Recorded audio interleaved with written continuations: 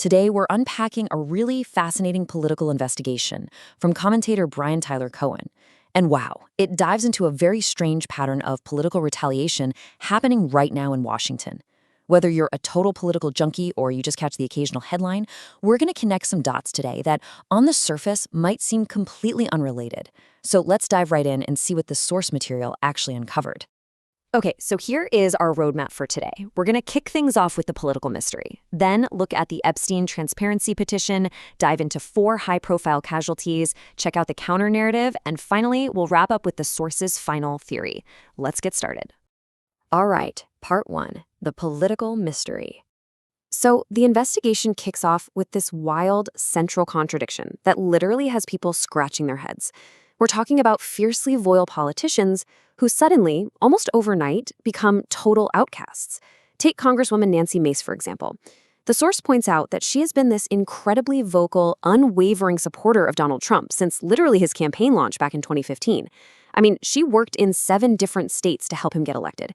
But then, out of nowhere, Trump issues this sudden, completely aggressive endorsement of her primary challenger, Pam Avett. He basically snubbed Mace entirely, calling Avett the true America First patriot. And the source asks a really good question here.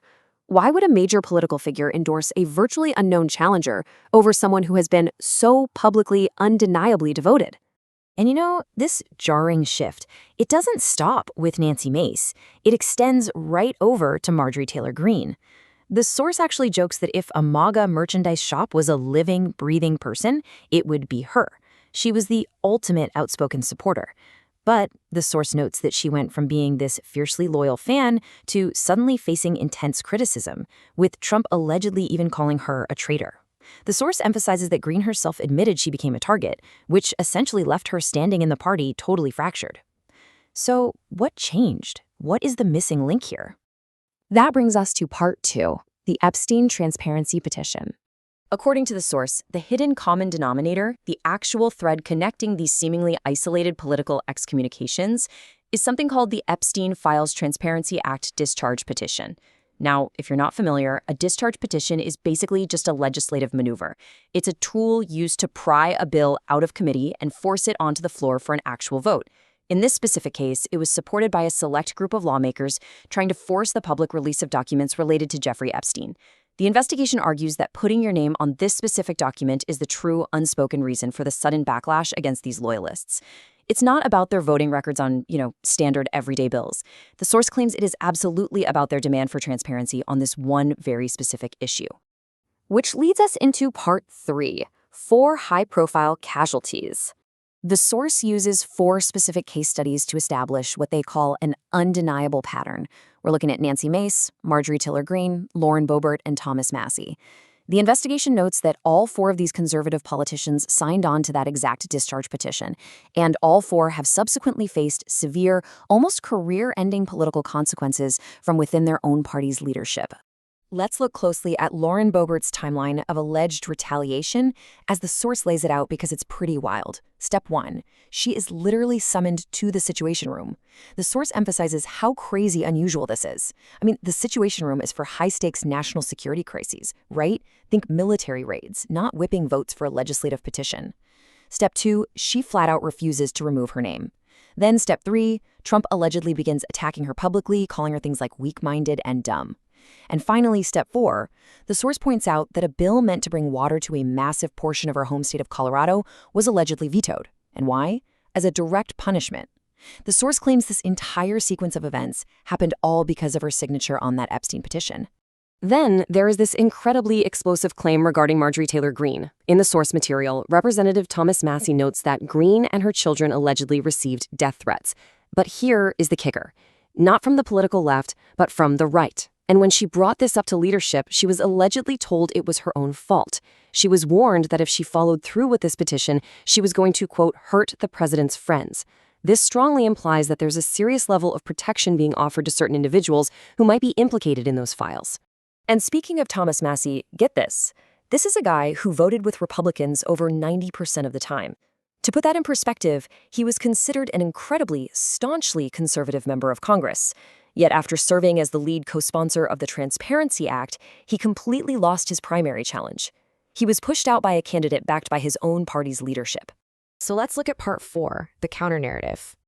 What's really fascinating here is how the official party line frames these events, because it is entirely different from the theory we've been unpacking. The official narrative from party loyalists is that these ousters, these primary challenges, the public attacks, they were strictly due to poor voting records. They claim these individuals were just being bad Republican members and showing general disloyalty.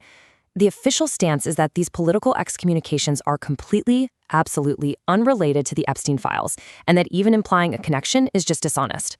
The source also takes a moment to point out the role of media bias in explaining why the public is so incredibly divided on this issue. They use a tool called ground news to show how different media outlets basically present completely different realities of the exact same Epstein document drop.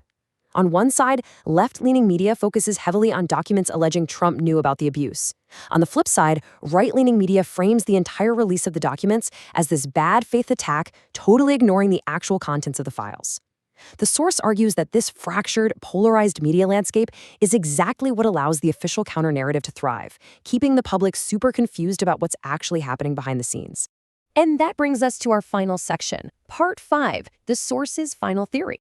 All of these case studies build up to the source's ultimate conclusion, which revolves around Thomas Massey's concept of an untouchable Epstein class. Now, this is allegedly a group of ultra-wealthy billionaires who operate completely above traditional partisan politics. They honestly don't care if you're a Republican or a Democrat. What they care about is protecting their own, a class that flies private, doesn't mingle with everyday people, and apparently considers itself completely above the law. The source's overarching theory here is that the political machine is actively, deliberately working to protect this specific class of billionaires from public exposure. To really drive this point home, the source contrasts two very, very different eras of political messaging. On one hand, you have these loud past campaign promises demanding the release of the Epstein list, right? Promising to quote-unquote drain the swamp and hold predators accountable. But on the other hand, the source looks at current actions and interprets them as deliberately silencing, punishing, and primarying the exact lawmakers who are actually trying to fulfill that very promise.